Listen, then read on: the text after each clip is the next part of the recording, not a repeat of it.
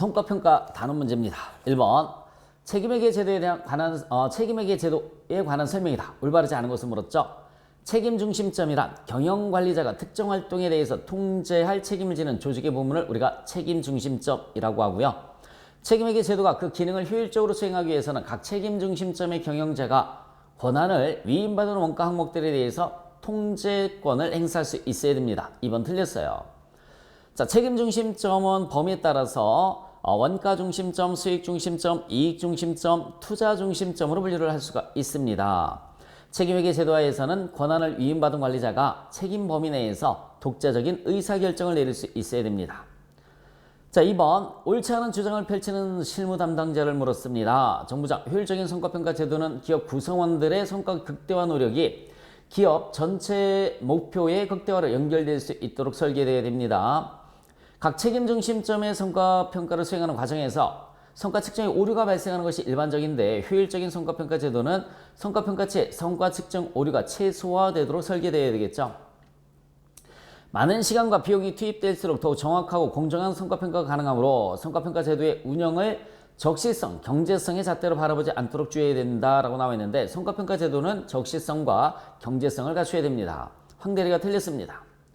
성과평가를 한다는 그 사실 자체가 피평가자의 행위에 영향을 미치는 현상도 고려를 해줘야 되는 거고요. 틀린 것은 3번. 자, 성과평가 시 고려해야 할 사항으로 적절하지 않은 것을 물었습니다. 통제 불가능한 항목, 일반적으로 고정비죠. 일반적으로 고정비 같은 통제 불가능한 항목은 성과평가에서 제외되어야 되고요. 성과평가는 실행, 피드백 되어야 됩니다. 성과평가는 종업원의 만족도나 동기부여 고려해줘야 되겠죠. 배제가 아니라 고려를 당연히 해줘야 되는 사항입니다. 3번이 틀렸어요. 성과평가 기준이 각 책임 중심점의 행동에 영향을 미칠 수 있음을 또 고려를 해줘야 되는 거 맞습니다. 틀린 것은 3번. 자, 4번 문제를 봤더니 제품 A와 B에 관련한 자료가 다음과 같다. 매출 가격 차이와 조업도 차이에 대한 설명으로 옳지 않은 것을 물었습니다. 자, 그러면은 매출 가격 차이와 조업도 차이를 한번 계산 한번 해볼까요? 이거 어떻게 계산을 해주시면 되냐면 실제 수량 제품 A와 B의 실제 수량이 몇 개라고 나와 있습니까? 180개, 180개 똑같이 나와 있어요. 180개, 180개.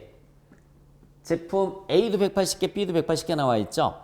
자, 곱하기 실제 공원이익을 해주시면 돼요. 실제 공원이익이 A는 자, 실제 공원이익은 어떻게 계산을 해주시면 되느냐면 실제 판매 가격에서 예산 변동비를 빼주시면 됩니다. 그러면 제품 A는 2,200원에서 1,200원을 빼주시면 1,000원 나오죠. 곱하기 1,000원. 1,000원. 제품 B는 2,900원에서 2,000원을 빼주면 900원이 나옵니다. 900원.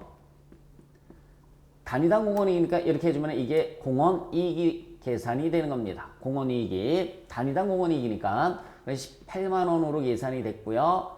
자, 얘는 180 곱하기 900원을 내주시면은 16만 2천원으로 계산이 됐습니다. 16만 2천원.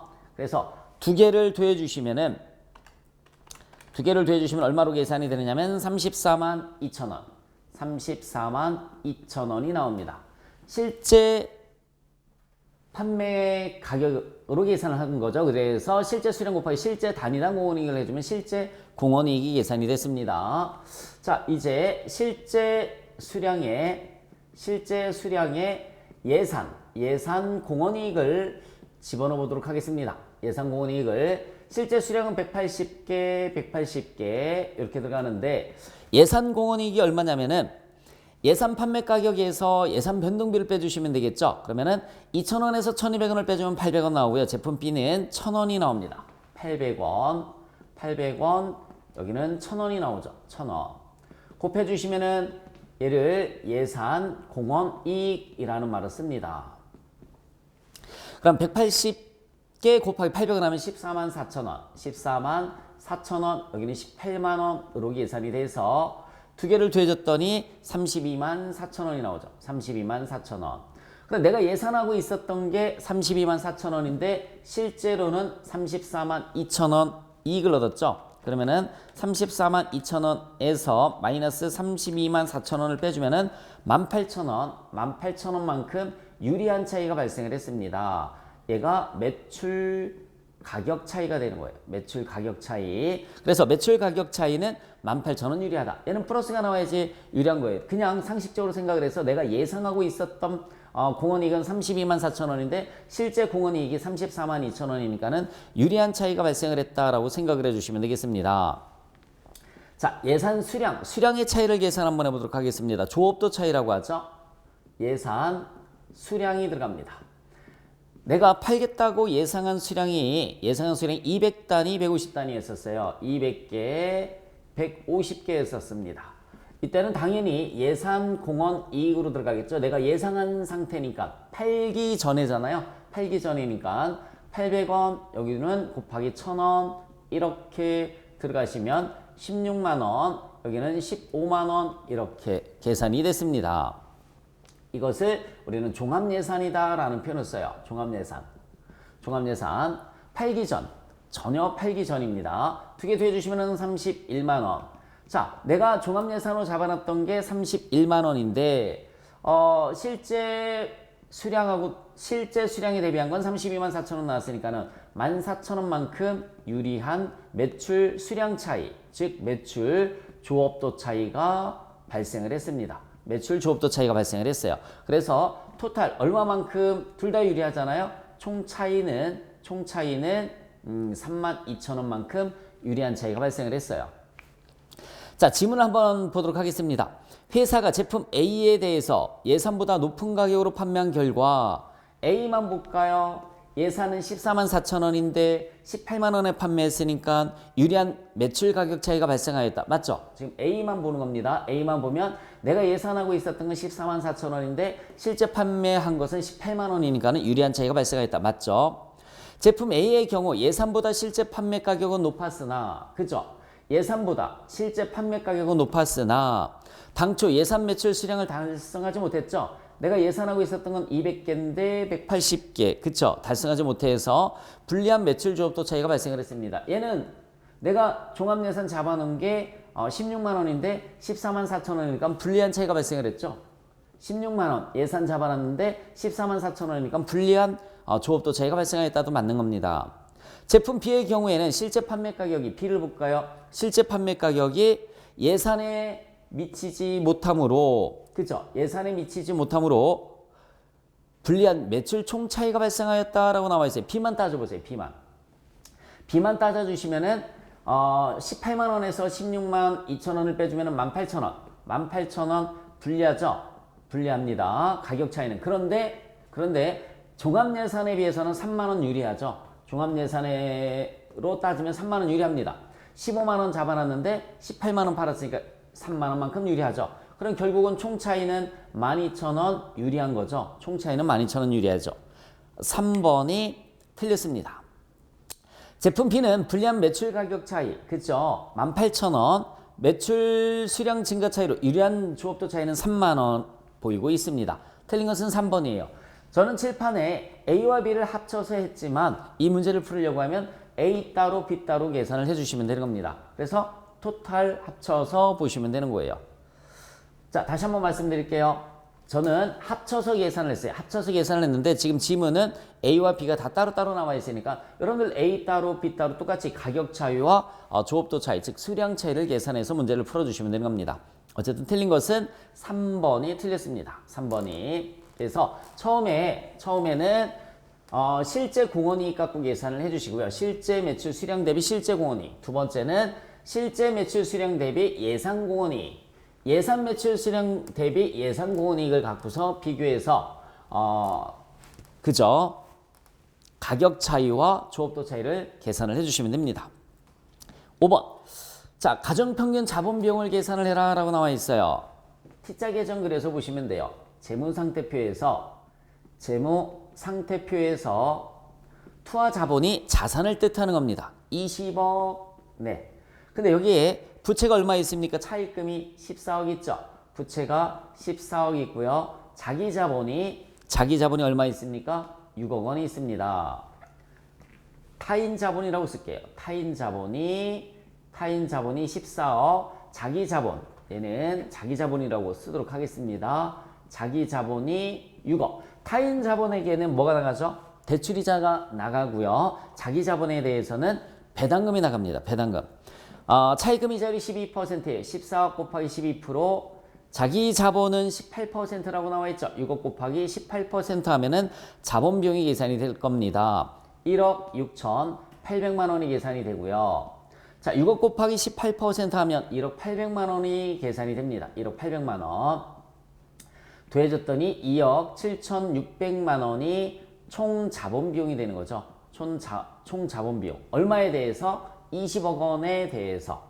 그러면은 2억 7,600만 원 나누기 20억을 해주시면 됩니다. 그러면은 13.8%는 13.8%를 우리가 평균 자본 비용이다라는 말을 쓰는 거예요. 답은 4번이 답이 되겠습니다. 6번 경제적 부가가치와 관련된 설명이다. 맞는 것은 무엇인가? 라고 물었습니다. 자본 비용이 높아지면 경제적 부가치는 일반적으로 감소하는 거죠. 자본 비용이 높아지면 경제적 부가치는 일반적으로 감소합니다. 1번이 맞는 거네요. 2, 3, 4번 거기에 해설에 있으니까 여러분들께서 한 번씩 읽어보시면 되겠습니다. 7번 책임회계 제도에 관한 설명으로 가장 올바르지 않은 것을 물었어요. 책임회계 제도는 실제 성과와 예산과의 차이를 쉽게 파악할 수 있게 해줌으로써 예외에 관한 관리가 가능합니다. 책임회계 제도가 그 기능을 효율적으로 수행하기 위해서는 각 책임 중심점의 경영자가 권한을 위임받은 원가 항목들에 대해서 통제권을 당연히 행사할 수 있어야 되겠죠. 2번이 틀렸습니다.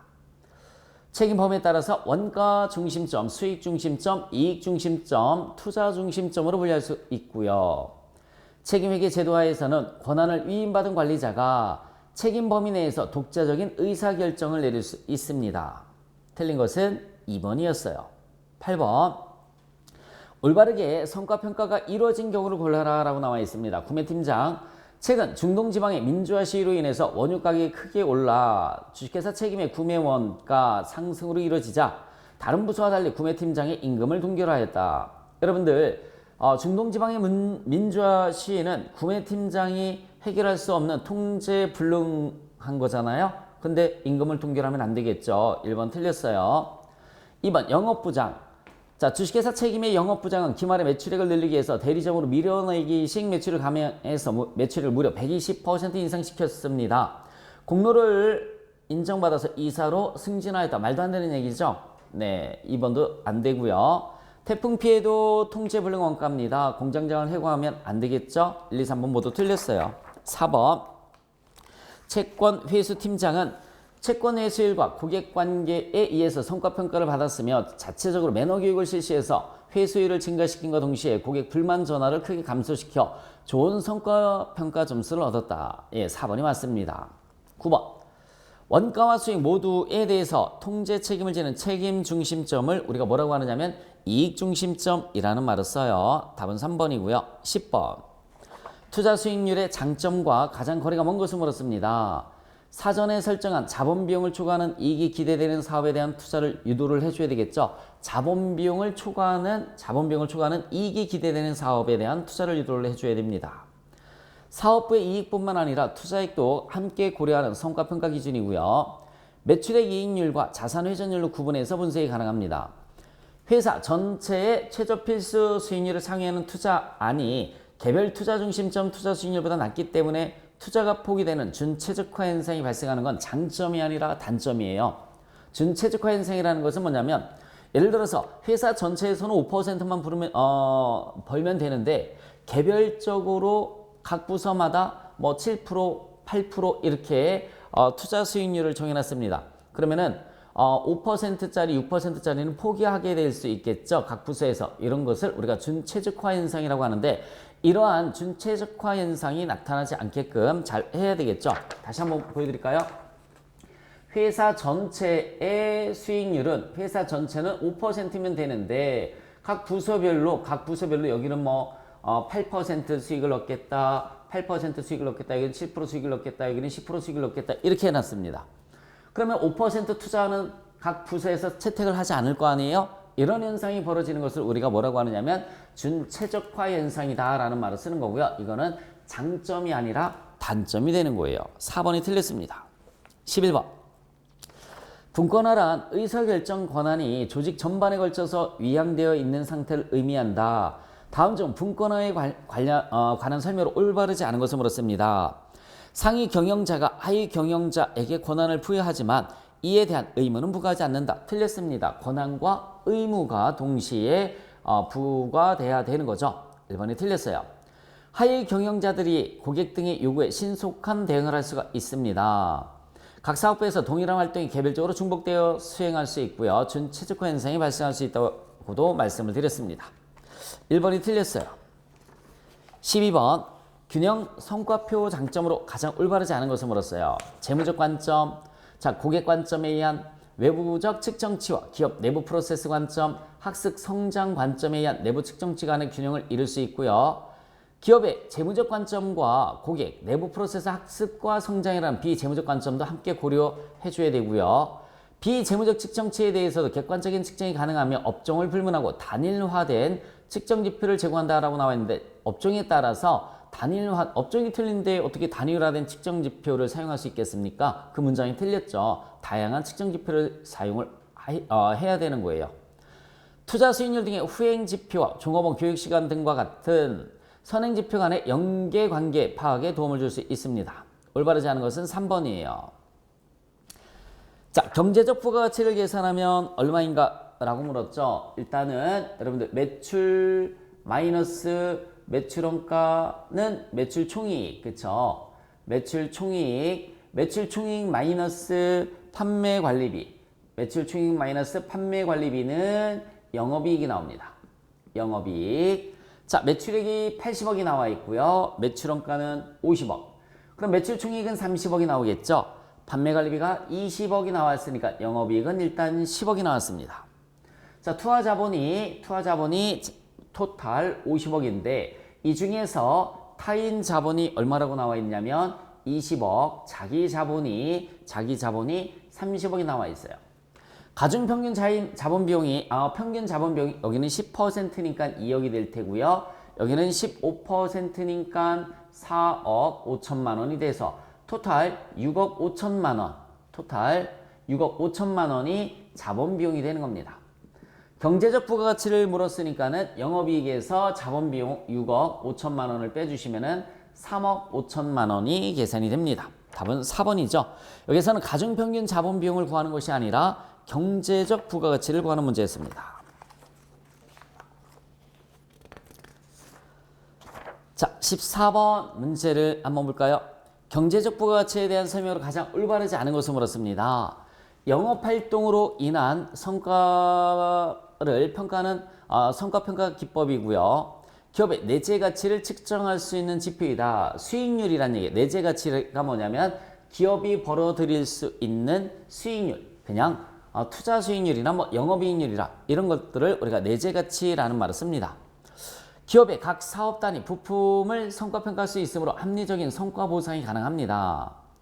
타인 자본 비용만을 비용으로 반영하는 단기 순이익과 그죠? 다르게 자본 비용만을 비용으로 반영하는 성과 기법이다. 우리 경제적 부가가치는 타인 자본 플러스 자기 자본 비용이 같이 들어갔죠? 네, 4번이 틀렸어요. 조금 전에 타인 자본 비용, 자기 자본 비용이 다 들어갔잖아요. 4번이 틀렸습니다. 15번. 자, 전자제품을 생산해서 판매하는 회사로서 분권화된 세계 제품별 사업부를 운영하고 있다. 이들은 모두 투자 중심적으로 설계되어 있다고 나와 있습니다. 각 사업부의 영업자산, 영업이익, 매출액에 관한 정보가 다음과 같을 때 투자 수익률이 높은 사업부의 순서로 가장 옳은 것을 물었습니다. 여러분 투자 수익률은 평균 영업자산 갖고 얼마의 영업이익을 얻었느냐라는 얘기입니다. 휴대폰 보세요. 50만 원을 투자를 해서 평균 영업자산이 50만 원이죠. 50만 원을 투자를 해서 5만 원을 벌었습니다. 그럼 10%죠. 옆에다 메모 한번 해보실래요? 10%. 5만 원 나누기 50만 원 하면 되죠. 5만 원 나누기 50만 원 하면 10%입니다. 청소기는 23만 원 나누기 100만 원이니까 23%고요. 냉장고는 22만 원 나누기 200만 원에서 11%의 투자 수익률을 얻었어요. 때문에 투자 수익률이 가장 높은 것은 청소기, 그 다음이 냉장고, 마지막에 휴대폰이 되는 거죠. 답은 4번입니다. 16번. 시장 점유율 차이와 규모의 차이를 물었습니다. 그러면은 여러분들 실제 아까랑 비슷한 문제인데 실제 규모를 갖고 따져보도록 하겠습니다. 실제 규모 곱하기 실제 점유율 이렇게. 실제 규모가 10만 개예요. 10만 개. 실제 점유율이 몇 퍼센트라고 나와 있습니까? 35% 나와 있고요. 곱하기 공원 이익이 100원이라고 나와 있습니다. 100원. 그러면 얼마 나올까요? 10만 개에 35%면 3만 5천 개죠. 3만 5천 개 곱하기 100원 이렇게 해주면 350만 원이 나옵니다. 350만 원. 자, 얘가 실제 공원 이익이 되겠죠. 실제 공원 이익입니다. 자, 두 번째는 역시 마찬가지 실제 규모 곱하기 여기 실제 점유율을 했으니까 여기는 예산 점유율을 해주시면 되는 거죠. 그리고 곱하기 역시 마찬가지 공원 이익 그러면은 예산 공원 이익이 나옵니다. 예산 공원 이익. 실제 규모는 10만 개인데 내가 예상하고 있었던 점유율이 40%면 그죠? 불리한 차이가 발생을 했겠네요. 100원 곱해주시면은 400만 원이 나오죠. 400만 원. 그러면 점유율 차이는 얼마만큼? 50만 원만큼 마이너스 50만 원만큼 불리한 차이가 발생을 했습니다. 점유율 차이는 불리한 차이가 발생을 했고요. 자, 그 다음에 규모의 차이니까 예상 규모가 들어가면 되겠죠. 예상 규모가 밑에다 쓸게요. 예산 규모 곱하기 예산 점유율 곱하기 공원이익 그러면은 처음에 세웠었던 종합예산이 예산 이익이 나옵니다. 예산 규모가 12만 개예요. 이것도 불리한 차이가 발생을 했네요. 내가 예상하고 있었던 게 12만 개인데 실제 10만 개밖에 발생을 안 했으니까 40% 곱하기 100원입니다. 100원. 그래주면 480만 원으로 계산이 돼서 80만 원만큼 역시 마찬가지 불리한 차이가 발생을 했습니다. 답은 4번이 답이 되겠습니다. 내가 처음에 세웠었던 종합 예산에 비해서 예산 점유율 대비 실제 규모도 불리한 차이가 발생을 했고요. 실제도 당연히 불리한 차이가 발생을 했으니까 둘 다 불리한 차이입니다. 답은 4번이에요. 자, 17번부터 18번 문제입니다. 자, 다음 자료를 이용해서 물음에 답해라 라고 나와 있습니다. 다음 자료를 이용해서 물음에 답해라. 법인세 효과는 무시한다고 나와 있고요. 여러분들 매출 마이너스 매출원가는 매출 총이익이죠. 매출 총이익 마이너스 판매 관리비는 영업이익. 영업이익에서 자 계산 한번 해볼까요? 영업이익에서 영업의 수익 4억을 더해 주시고요. 영업의 비용을 빼주시면은 영업의 비용 8억 5천만 원 빼주시면은 법인세 비용 차감 전 순이익이